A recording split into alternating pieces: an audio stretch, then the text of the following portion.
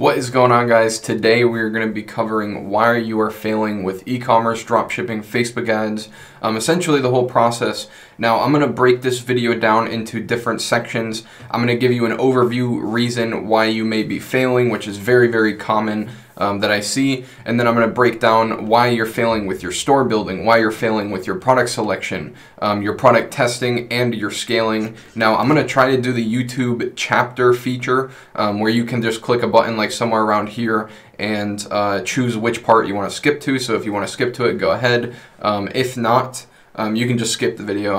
I've never done chapters before, so I don't know how it's going to turn out, but the number one reason why I see people failing coming into dropshipping, coming into e-commerce, trying to do Facebook ads, trying to do whatever, is they're trying to create their own strategies.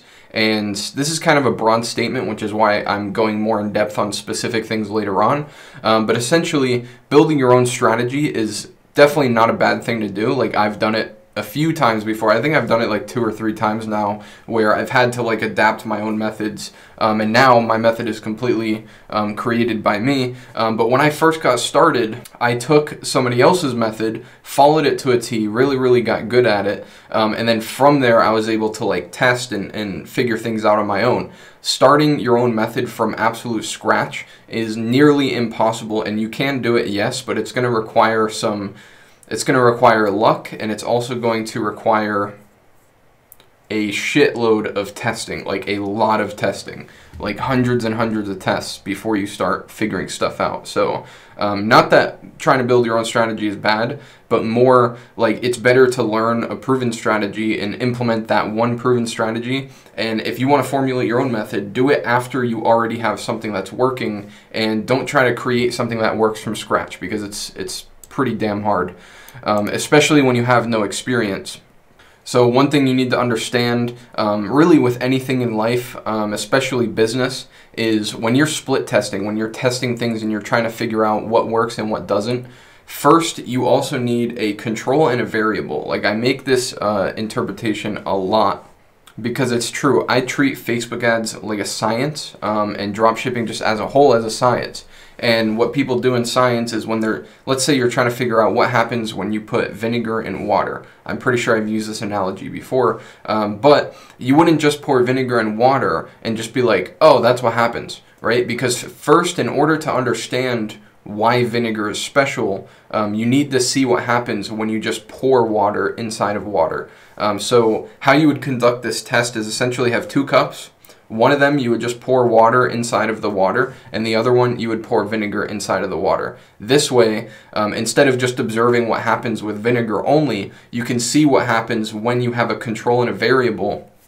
So like, let's say it starts bubbling up a tiny bit. You might think that it's the vinegar doing that, when in reality it could just be the water doing that. So I know it's kind of confusing to understand. Just, you have to understand that you need a control and you need a variable so that you can look at things like unbiasedly, like without an opinion, and try to figure out exactly what's affecting what. Because there are a lot of variables, and whatever you can keep in control, you want to keep that in control. And this is one thing that nobody talks about when you're creating new methods, and this is why it's so difficult to create new methods, because in order for you to know why something doesn't work, first you need to know what works and what does work, and then you can start picking out, okay, like maybe it didn't work because of this, maybe it didn't work with that. If you don't have a control and a variable when you're testing, essentially what you're doing is shooting in the dark. If it does work, you have no idea what made it work, and if it doesn't work, you have no idea why it didn't work. So first you need something that does work, and then from there you can use that foundation to formulate your new methods and start testing out better things. Like, you can try to make it better from that point. But this is probably the number one reason why I see people failing in dropshipping, is they just come in here and they start doing a whole bunch of random shit, and they think that they're being smart, but in reality they're just throwing random stuff at the wall and just waiting for stuff to stick, which sometimes things do stick. But the problem is, like I said, if it works, you don't know why it works, so it's very hard to replicate it. And if it doesn't work, you have no idea what's going on or how to improve. So before I continue, I do want to say that if you're sick of just throwing things at the wall, I actually offer an ad agency service where I give you products that I choose out based on my experience. We follow a proven product testing method for you, and once we find a winner, we scale it up for you. Essentially, we give you the products, run the ad tests on Facebook, and then we will scale it up for you once we find a winner. We've been following the same method for a while now. It's proven to work. We found hundreds of winners, changed tons of people's lives in the process. And if you want to get involved in that, or you want to learn more or see what packages we have, there's a link in the description where you can schedule a call with my team and actually browse over the packages. So if you want to do that, the link's in the description. Let's continue. So store building, let's talk about why you may be failing with your store designs, with your store building. There's different factors, you know, like I said, there's so many different variables: store building, product research, running your ads, scaling your ads. Like, there's so many different variables, so I want to break down each one. I'd say the number one reason why people suck at store building is because you care too much and your opinion is basically blocking the reality for you. So number one, your store does not matter as much as you think it does. I like to keep things really, really basic and simple, and I've honestly never put that much attention towards building a highly optimized store, because in reality, every time I've just kept things simple and, you know, used the basic structure that we follow, then, you know, it ends up working. It's not really something that I treat as a science as much. I just kind of keep things simple, and that's the way that it works. Another thing that I see a lot of people do is basing their store design on what you think works or what you think is good. So colors, logos, sales process, all this kind of stuff. Like, you may think it's good, but that's not what the actual market thinks. Now, with my experience level, I know what the market thinks, and you'll hear me say it time and time again on whatever video you watch of me. The market thinks that simplicity wins. Simplicity wins over everything, and there's very simple process that you can do to make sure that your store is optimized to get conversions, and it's essentially keep it super simple, keep your damn opinion out of it, and it's very easy for me to do because we have an agency, so we have to basically rinse and repeat the same store design so that we can provide replicatable results. So this is exactly what we do. We just keep it simple. I know that I'm not the biggest fan of our current store design. I prefer to have a website with a lot of bells and whistles, and I want it to look really, really good. But honestly, that's not what this is about. So as much as you need to keep your opinion out of it, I need to keep my opinion out of it. And what I do works. And we've been able to prove that just over time, just finding winners through experience. But if you're just starting out, I recommend just keep it stupid simple and easy to use. I'd say the other reason people suck at store building is because the sales process of the store sucks. Essentially, think of it like this: your customers need tunnel vision. You don't really want to give them this wide variety of things to do on your website. You really want to keep them focused on the goal. And what is the goal when somebody goes to your website? The goal is to get them to add it to their cart and buy. And I think that a lot of people have a lot of distractions, like apps, pre-purchase upsells. Customers also want this, or customers also may want this. You know, like product recommendations, pop-ups, stuff like this that honestly are just really distracting, and you need to keep the funnel structure. So, like, I don't know if you're familiar with how a sales funnel is built, but essentially you have, it's not like a website, like a Shopify site at all. Basically, it's a one-page website, and you have the one page, and anything that you click on that page pretty much brings you to the next page. And then the next page is like the checkout form or the add to cart button, whatever. And then after that, you go straight to the purchase page. That's kind of how I want you to see your store. You essentially want to funnel people through your funnel, and you want to have as little distractions on that page as possible. So on your product page, keep things simple. I would avoid super spammy looking apps and, you know, those old trendy scarcity timers and stuff like that. You just don't need them. Just keep it simple, push people to the next step of the funnel, and give your customers that tunnel vision that they need. So why you are failing at product research? I say the number one reason is you're not patient enough. You have a lack of experience, and you lack creativity and ability to find unique market opportunities, which I talk about a few times.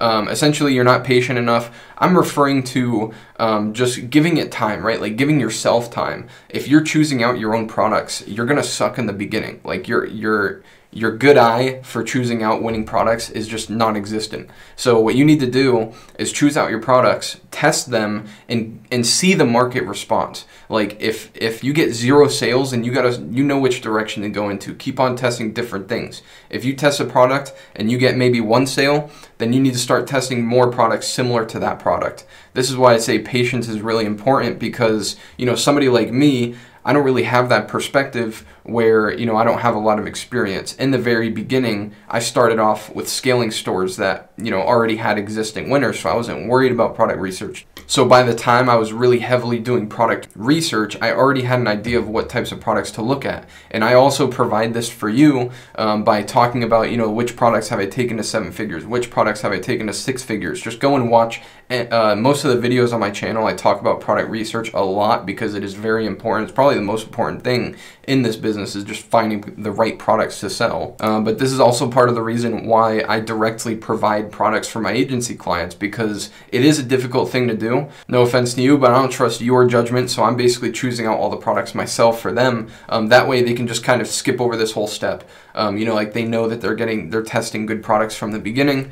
And, you know, another hard part about this, which we'll get into in product testing as well, in terms of patience, is it's actually really hard to find a winning product. Like, a lot of people think that it's easy, and it's not. It just becomes easier as you go. So, like, as time goes on, you're able to find winners more and more often. Just the more winners you see, the more losers you see, you will just get a lot smarter with your product research, which should result in you finding more winners faster. And if you want to expedite it even more, then follow a proven product research method from the start. A quick reasoning on the lack of creativity and unique market opportunities. I feel like a lot of dropshippers are super duper lazy when it comes to product research, and they just kind of want to find a product, put it on their site, and sell it. But you can go a lot deeper than this by finding what I like to call unique market opportunities, which a couple examples of this is essentially looking for gaps in the marketplace that you can fill. So, like, I have a couple examples here.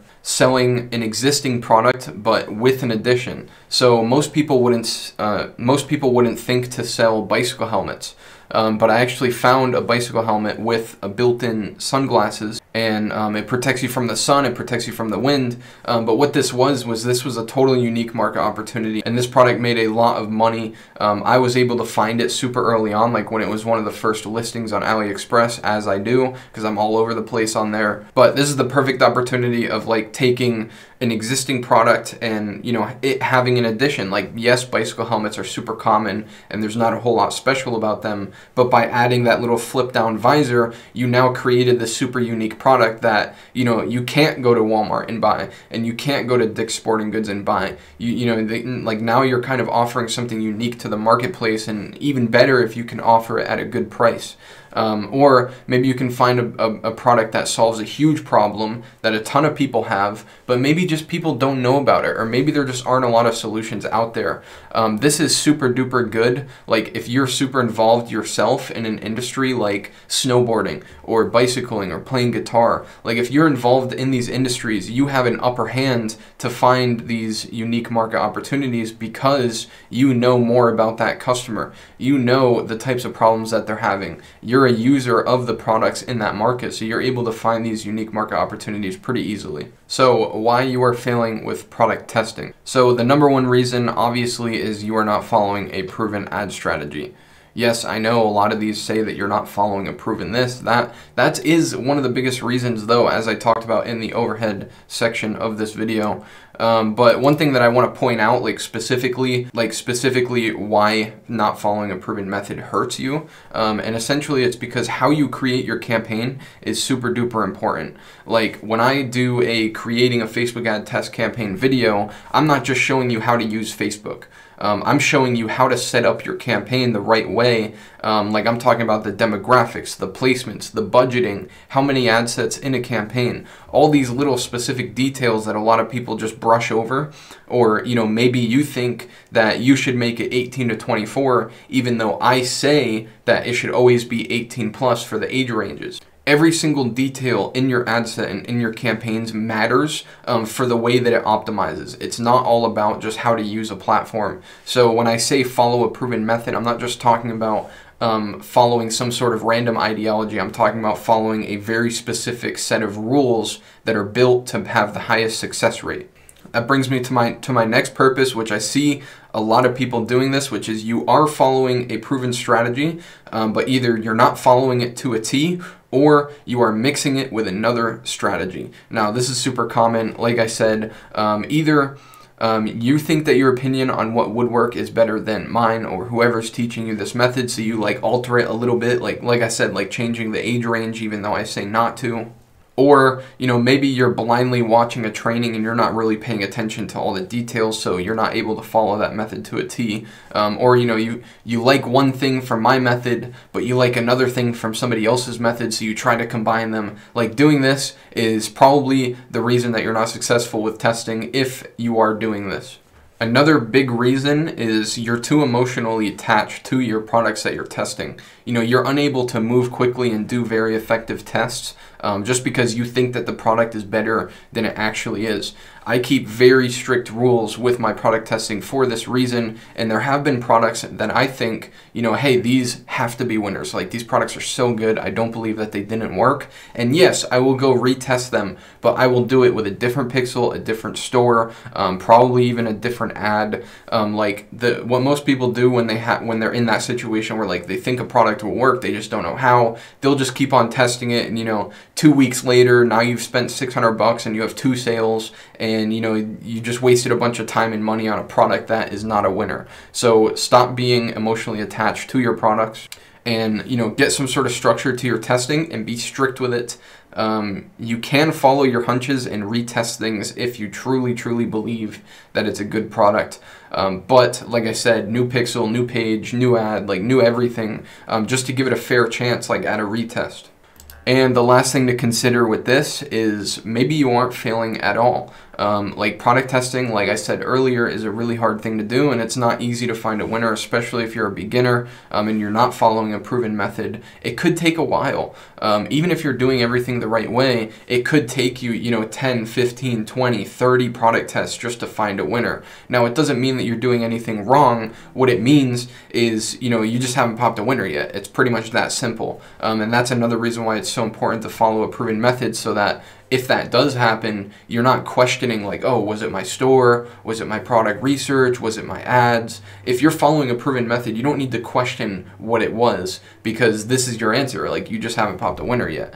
I think it's important to say this because I feel like a lot of people aren't patient, and maybe even you, if you're watching this right now and you're like 15 products deep and you're doing everything correctly and you're wondering what the hell's going on, like, this is not guaranteed. This is a business, and you're gonna have to be persistent if you want any success at all.